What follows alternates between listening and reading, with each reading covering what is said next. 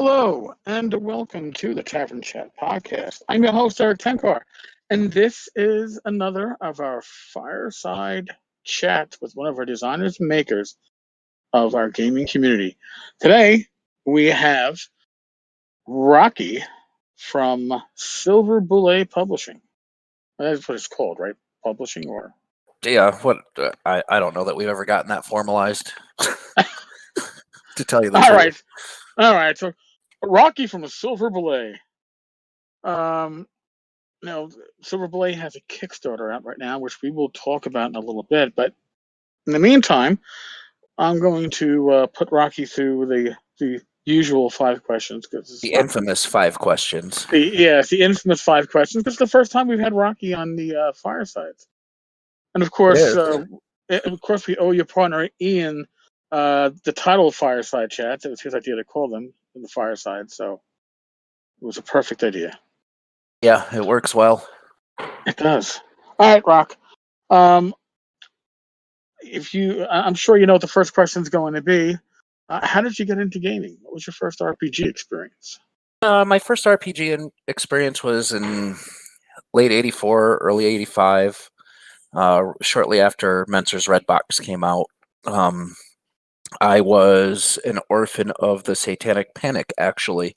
Oh, nice. My parents wouldn't let me play D&D at all. My cousin got the Red Box for his birthday was in November, so I don't remember if it was his birthday or Christmas, but shortly thereafter, I was every chance we were together, we would play as much as we could. Fighting fantasy was basically my RPGs when I lived in Florida and he lived in Michigan, so the Fighting Fantasy game books were my RPGs in between the times where I was up north as compared to down south. Okay. And those are the ones from jolly old England. Yep. Steve Jackson and Ian Livingston, Warlock of Firetop Mountain, Citadel of Chaos, all of those books. Very cool. All right. Well, question number 2. What is your go-to RPG system these days? It's Swords and Wizardry. I like the simplicity and the drop-in, drop-out of it. That's what I run Monday nights at the game store, my friendly local game store, the Griffin's Rest here in Muskegon. And it's not having to worry about rules makes it just such a dream to play. I have players drop in and drop out all the time, and I don't have to worry about level balancing or anything like that with an OSR system. Fair enough. All right, so racist class. Where are you in that? I don't really think much of it. I can see the appeal both ways, but like I said, I play Swords and Wizardry, so race and class are definitely separate my games. That doesn't mean that I wouldn't play, a BECME or a BX system where my halfling was a halfling.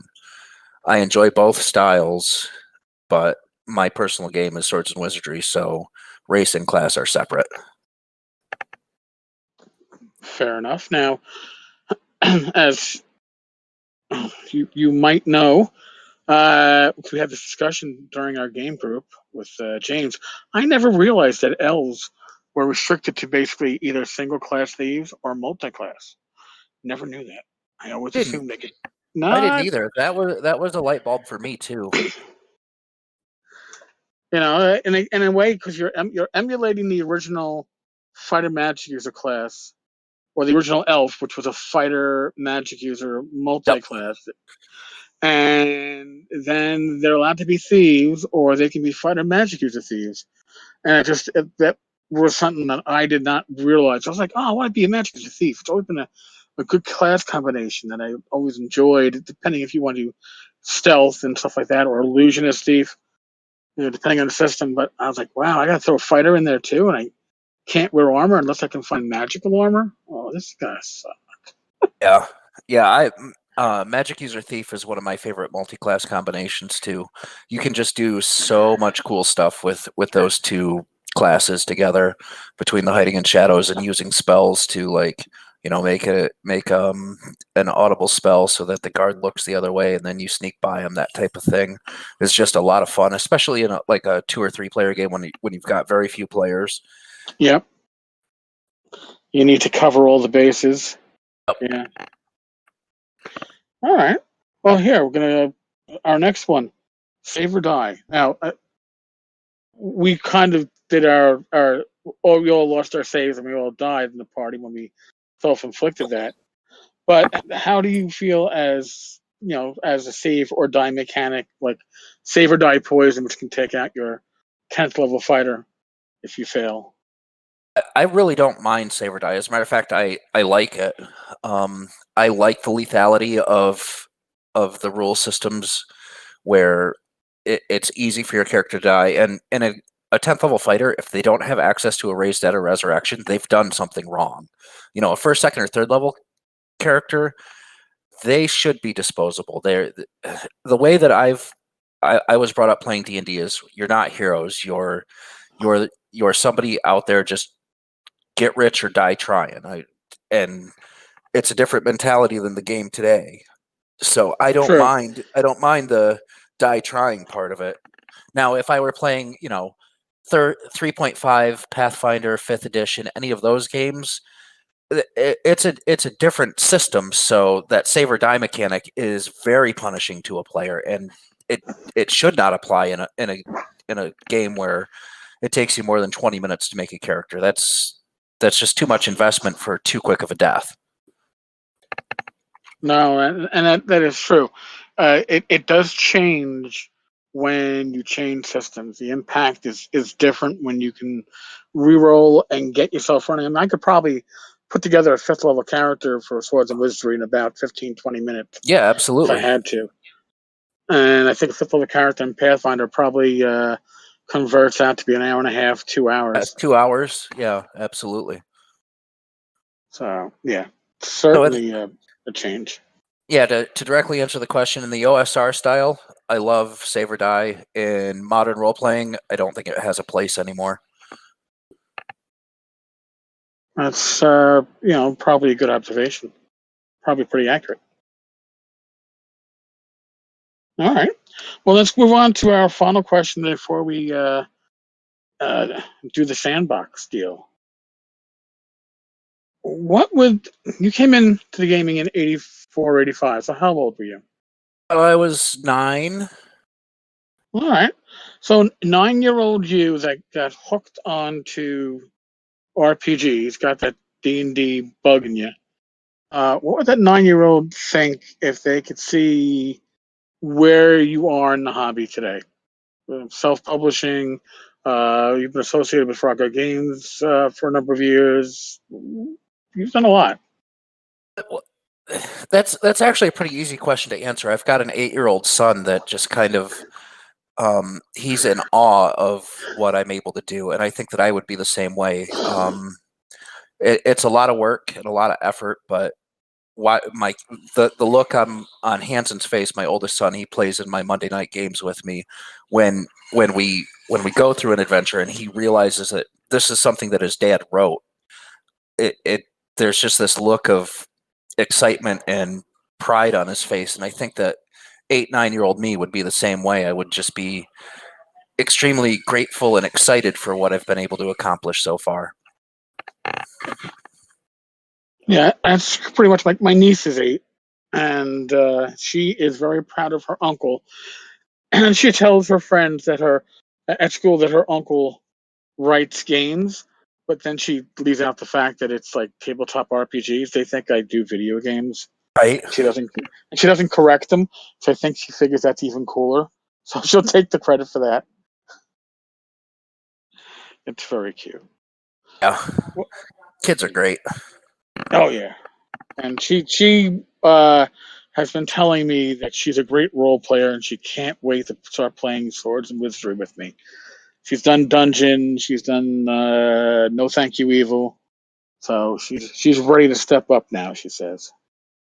I started Hanson last August. His birthday is coming up next weekend, so he was 8 and 3-4 months old when we started Swords and Wizardry, and again, it's a simple enough rule system where he was able to pick it up without much issue. I use the ascending AC so that it's easier for him, Right. you know.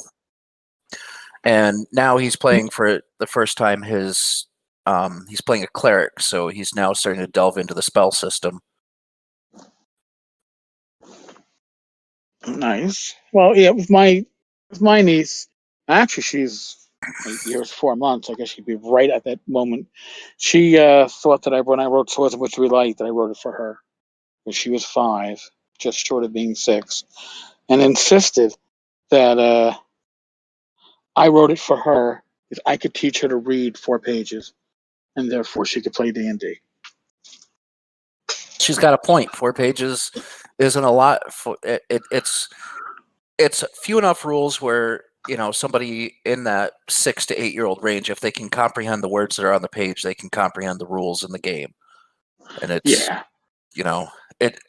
Swords and Wizardry Light is such a great gateway game into the hobby. I mean, 4 pages and not very many rules, just a D20 and a D6. Here you go. You'll be able to fumble through it in 20 minutes and know what you're doing. Oh God, yeah, and that was part of the reason too. Just a D20 and a D6 to make it simplified, so that people coming into the hobby, young kids, well, older new players, wouldn't be overwhelmed by different dice and knowing which die to roll. It's a D20 for attacks and saves.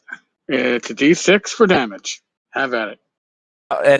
And there is, the dice do create a barrier for a lot of people. I know that I brought my wife Kendra to TotalCon, and what was that, February was when TotalCon was. She actually played her first role-playing game there. She played in Jim Wampler's playtest of Mega Heroes.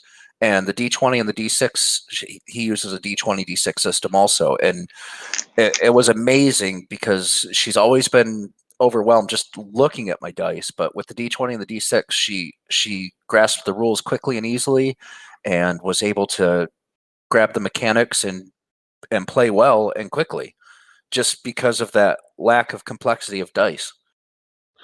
Yeah, I mean, also on my end, like Rach goes. She's all in at con. She loves playing RPG sessions, but yeah, as has been mentioned in the past, Rach is legally blind, so finding, identifying a D8 as opposed to a D10 or a D12 as opposed to a D20, it's bad enough for new players, but new players who can't see clearly, it's even worse. So yeah, I'm sure it is. So the D6 D20 was a no-brainer, and a D6 minus 1 is like a D4. D6 plus 1 is like a D8. You've covered all your basic dice that way. And D6s are ubiquitous. They're everywhere.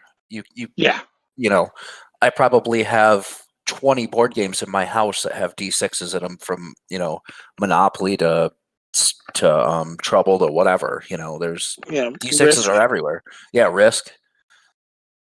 So and I'll be honest with you. When I was initially working out the rules for Swords of Wizardry Light, I was trying to find a way to emulate a D20 using D6s, and it just wasn't feasible. Ian and I have actually been talking about that a lot lately. The bell curve versus the flat line for percentages on a D20. Every number on a D20 is a 5% chance, where the 7 on, or the 11 on 3D6 is almost a 50% chance, right? Right. So yeah, you can't really emulate a D20 with D6s at all. You can't do it with 3 dice, and 4 dice move. It shifts things around. It makes it much harder to roll really low or roll really high. Yeah, and the more dice you have, the more you're going to be in the middle of that curve. Yeah.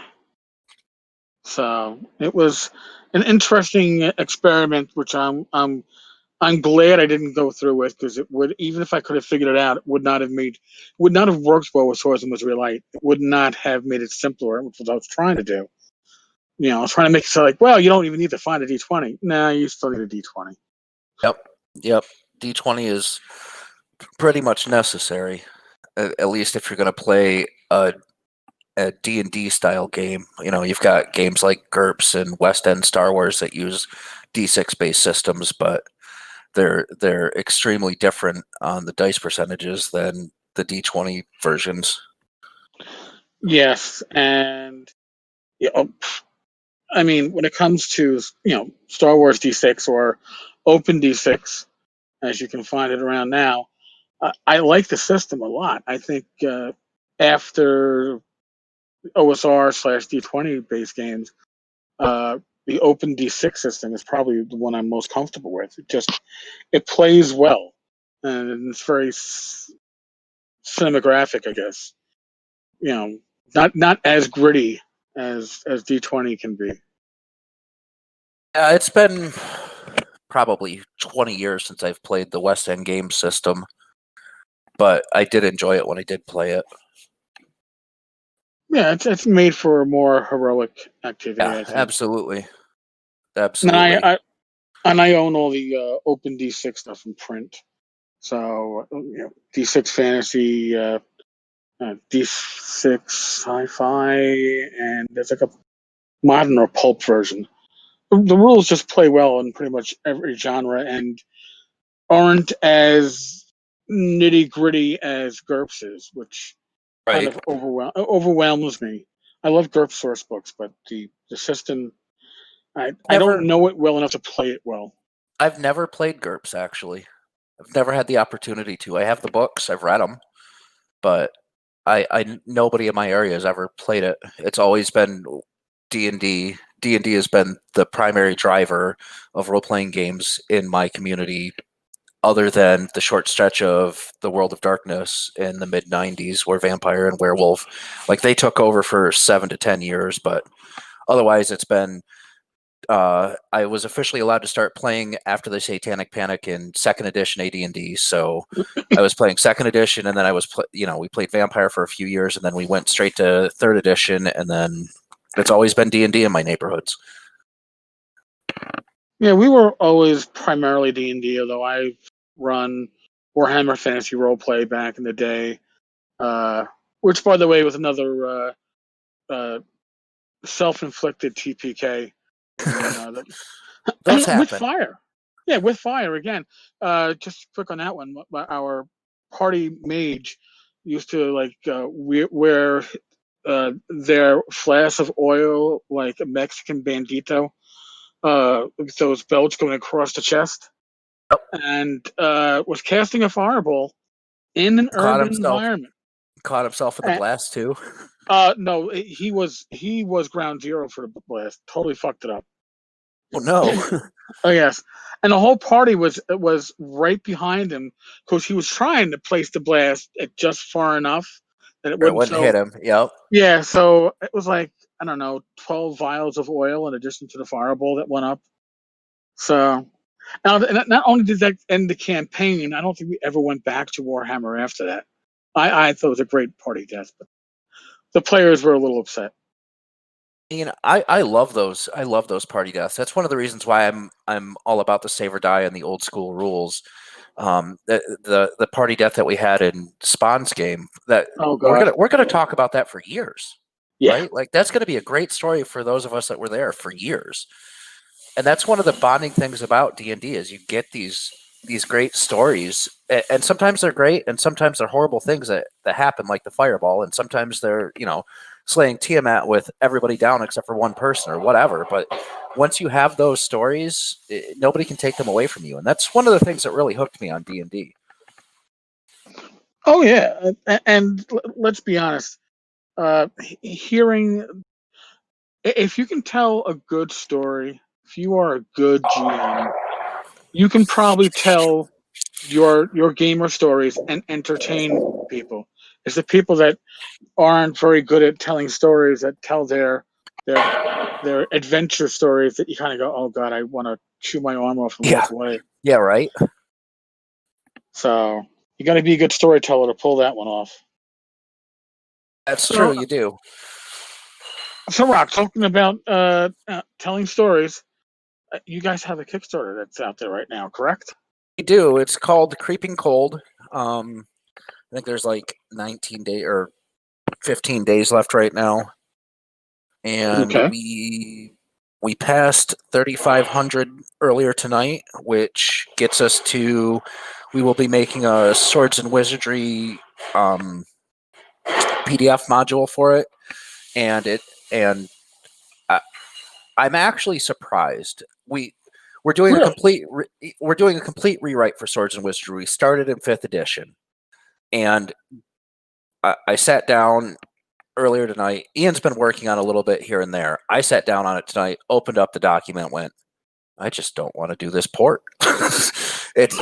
Because we want it to be a Swords and Wizardry module, just like we wanted it to be a 5th edition module, which means rewriting pages. Like the first 2 pages of the 5th edition book are optional cold rules, and we have to find, like, fatigue doesn't exist in Swords and Wizardry, so we have to find a suitable mechanic for fatigue, and it's going to be a challenge. But I know that Ian's already hammering away at it, and he's told me not even to look at it until I think Friday now, because he doesn't want me to get in there and mess it up. Yeah, he doesn't want me to get in there and mess it up. Too many cooks in the kitchen, Oh, I gotcha.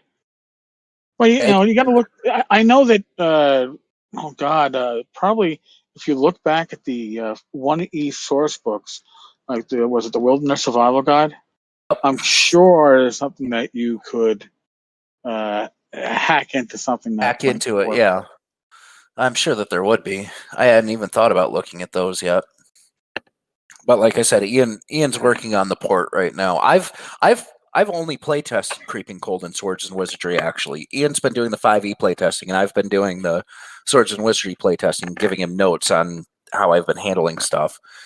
And it worked really well in Swords and Wizardry. My group just finished it up last week. They survived everything in it. They were too afraid to mess with a couple of the monsters in there, but everybody had a blast. They loved playing through it, so I'm excited. Well, that works. Even Hanson survived, the 8-year-old kid. I don't know how he did it, but because he's always up there. He's always up there running and just hitting stuff with his warhammer or his sword, just charging right into battle. You got to make him play a magic user, and then watch what happens. You cast your one spell, and then what do you do? Yeah, I told him he wanted to play a magic user this time around, and I told him to play a cleric first so that he gets used to that not being on the front line. Because that's where he always wants to be. He just wants to be right up in the middle of that combat, and then hit, get hit, and then run away for the rest of the combat. First time he takes damage, he's always running away.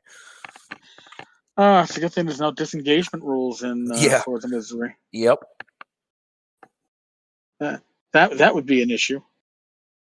Yeah, he'd learn quick though. He's pretty good about catching on to that kind of thing fairly quickly, but he doesn't need to yet. Again, simplified rule set because he's 8, almost 9.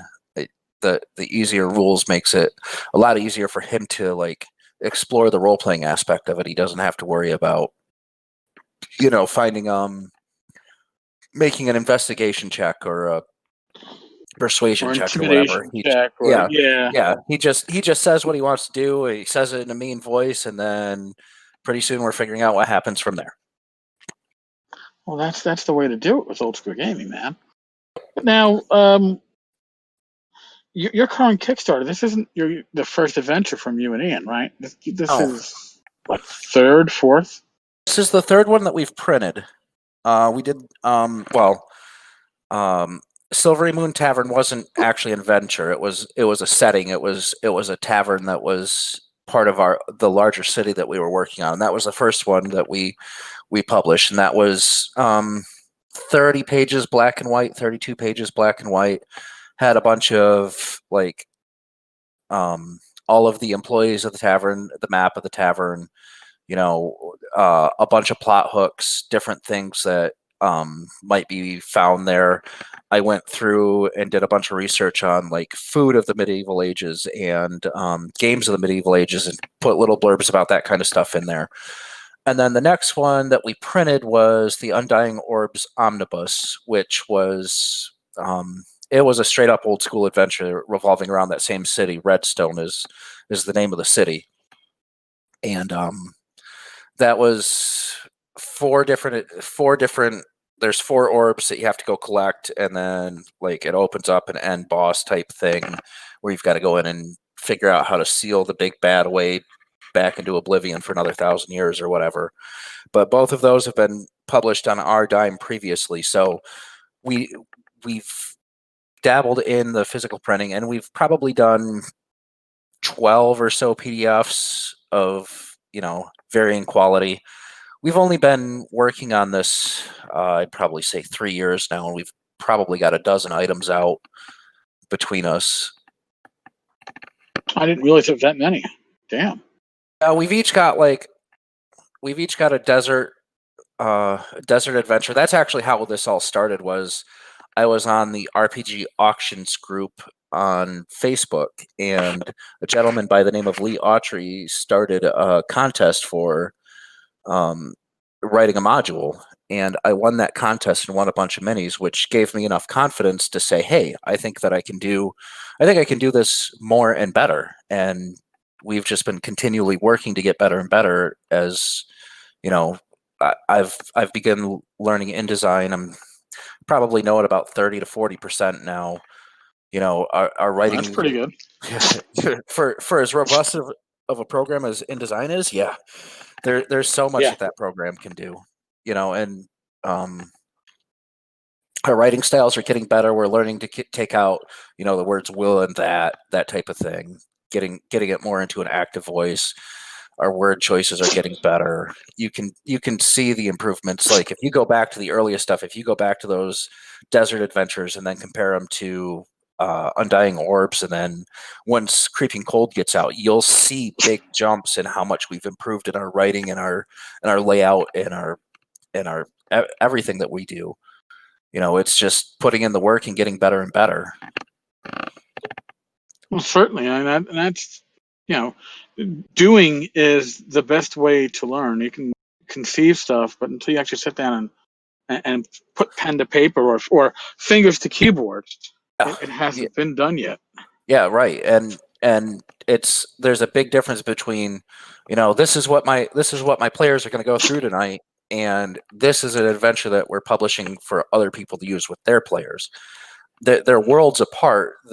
They have a lot of similar ideas in them, but you've got to be a lot more explicit and clear when you're making it for the world at large instead of just your group. It goes back to that whole, we've got a great story about blowing ourselves up with the gray ooze right around the corner, but that doesn't translate well into the wider world without some context to it. And you've got to be able to put that context in, and you've got to be able to do it succinctly. And you're right. You can write for yourself because you can fill in the blanks. Yeah, and the audience. But when you're writing for somebody else to use your words, you have to make sure you supply them enough information to run it. You can't work on the assumption that they're going to think like you and be able to fill in the blanks that you didn't include. The other half of that is you can't give them so much that they're straitjacketed in, right? Like you can't turn it into a true railroad. No, and again, that was another topic of conversation we had this morning in the RPG Breakfast Club, is how to put together an adventure and to keep it from being a railroad, but at the same time, not keep it so open that the person that purchases it to run can't figure out what to do with it. Yeah, and that was, Creeping Cold kind of wrote itself with that in that regard. Like you get locked into an inn because of a blizzard going on around you. So there's only so much that can be done by the PCs for a 4-day period just because of the weather. The weather has locked them inside.